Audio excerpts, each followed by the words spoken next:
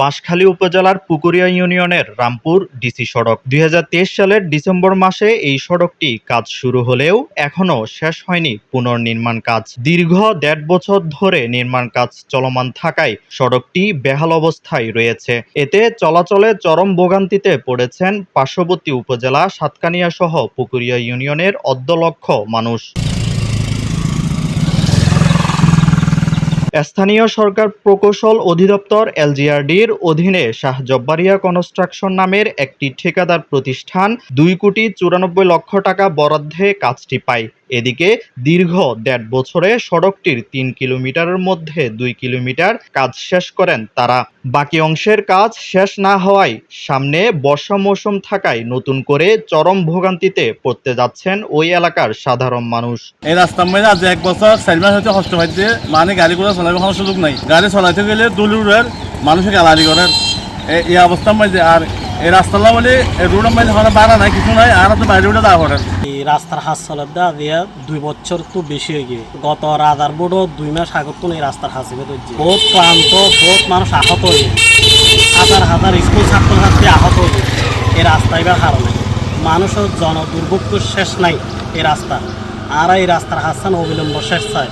আর আজ 2 বছর লতি রুটি পালি বেশি কষ্ট করতে মা বোন উপরু গেলে জেলে যেতে যেতে ডেলিভারি প্রথম মধ্যে কেউ যে হালাস হয়ে গেছে। এখন আর তো এই রুট নিয়ে বেশি কষ্ট পেয়ে তাড়াতাড়ি যেতটুকু সরকারের ভিতরে মানে রুট হয়ে গেছে তারা চিন্তা ভাবনা করি সরকারের হাতে আবেদন করে। আর এই রুটগুলো বলে আজ বাড়ানো আর ইনকাম তুলি না পারি, তারা ওদিকে কষ্ট পেয়ে। স্থানীয়রা জানান, ধুলাবালির জন্য সড়কের আশেপাশে দাঁড়ানো যায় না। মানুষের হাঁটার জন্য অযোগ্য হয়ে পড়েছে সড়কটি। দীর্ঘ ১.৫ বছরে সড়কের কাজ শেষ করতে পারেনি ঠিকাদার প্রতিষ্ঠান। শাহ জব্বারিয়া নামক একটি ঠিকাদার প্রতিষ্ঠান এই রাস্তাটি পান। তো দুঃখজনক সত্য, এই রামপুর ডিসি সড়ক দীর্ঘদিন ধরে চলাচলের অনুপযুক্ততা তৈরি হয়।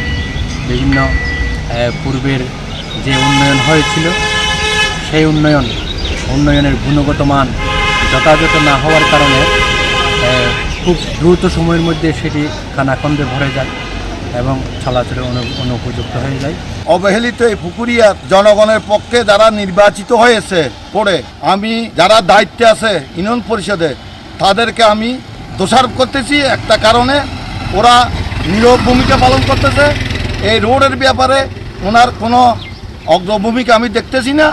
আমি দেখতেছি ওরা বিভিন্ন প্রজেক্ট নিয়ে, কিন্তু এই দরকারি একটা এই রামপুর ডিসি সড়কের ব্যাপারে ওদের কোনো যোগাযোগ এবং কারোর সাথে করতেছে না। উপজেলা প্রকৌশলী কাজী ফাহাদ বিন মাহমুদ বলেন, সড়কের অধিকাংশ কাজ শেষ, কিছু অংশের শুধু কার্পেটিং করা বাকি। খুব দ্রুত সড়কের বাকি অংশের কাজ শেষ হয়ে যাবে।